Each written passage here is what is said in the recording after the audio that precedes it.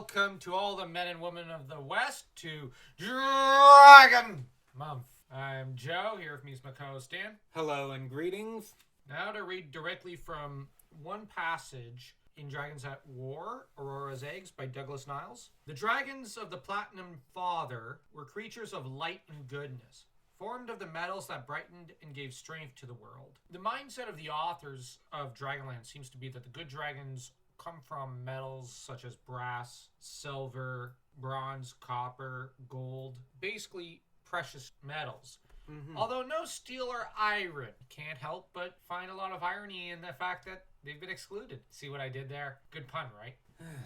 The theme being, essentially, I would read into it, hard work there. Yeah. Because, mining and forging take a lot of hard work. Yeah. And welding and whatnot. Working metals is incredibly difficult. It's a very difficult trade. It is something that, thematically, it harkens to the common layman, to the working class in a way, I would argue. You've got these materials which are important for the average layman to work and know how to rely upon, either for currency or you look at our homes, we have a lot of metals that run through them. We rely on them to this day. You have metals that in the medieval period would have been even more valuable in some ways. So there's a certain fascinating element to choosing to rely upon these metals as the good colors. And you look at gold, there's a royal symbol there. It's one of the most valuable metals on the planet. As well as prosperity.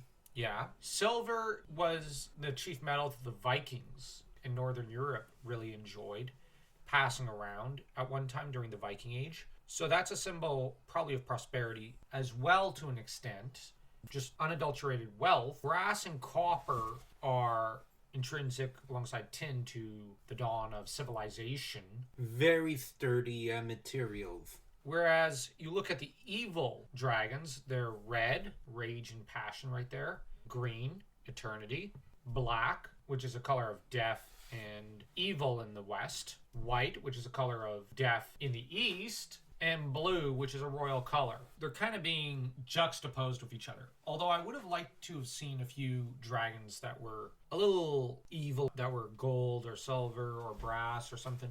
And maybe a good dragon who's red, green, or blue or something. That would have added a greater element of depth there and some gray, but they do approach the gray a lot. There are some pretty violent gold dragons, and there are some blue dragons capable of loyalty, like Sky, one of the most loyal dragons. Evil as heck, but loyal to Kitsiara. He understood something very important there. Yeah, loyalty is worth more than gold. That said, he also was loyal to Kit, probably because she could give him gold. She tended to let him crunch on and munch on anyone he didn't like. Thematically, the volcanic region that is almost Mordor, over where the evil dragons are, and then we've got the green prosperity in the west where the gold dragon rest. Obviously you have themes of spring and plentifulness and the harvest juxtaposed with destruction and chaos and lava and whatnot. And there's another matter.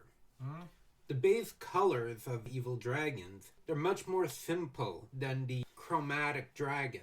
As gold is a lot more plentiful and a lot more complicated, and you could do more with it than just red. I guess. Red is simple. Gold, there's more that can be done with it. I don't know. Depends on the light of the sun when it reflects off it. I guess it could probably be more beautiful. But the Platinum Father, that title, normally we don't hear it worded that way when it comes to Paladin. Normally his title is the Platinum Dragon. Obviously the dragons feel a different kind of kinship with him than do other mortal races. They think of him as dad. He approaches them with a certain distance at first. They've had contact with him, but he's not going to help them in their war. They have to fight it themselves. Whereas Takesis is directly in command. When the time comes for it, Paladin does weigh in to teach and pass down wisdom to Orican and Delantar. This key difference between their parenting style in a way is also markedly different for the fact that Takesis likes to sow distrust and betrayal between her various squabbling babies. Paladin doesn't really care to do that. That said, he doesn't interfere too directly. He lets his kids find their own way. And they learn to be self-sufficient, whereas the evil dragons, Virion and the others, they rely a bit too much on their mother. Yeah. There's also the element of strengthening the earth involving the metal dragons, wherein they are described as strengthening the world. Brings to mind the image of the four giants of sorts from Norse mythology who hold up the world, or Atlas, who's holding it on his shoulders. But it also brings to mind almost the image of the stars themselves in Tolkien's world. I'm just reminded of the stars, because the stars in Tolkien's literature have a great deal of contact, in a way, with the actual land. They influence things. The first thing the elves in Tolkien's Middle-earth saw was the stars, because Tolkien was very fond of stargazing. Whereas here, we're talking about the earth being strength, invigorated almost, with these metals. And this is vastly different, but it gives a certain sense of majesty to the mountains and the fields and whatnot. But like I said, there's a mythological element there at play, and a philosophical one that I'd argue is being made by Douglas Niles.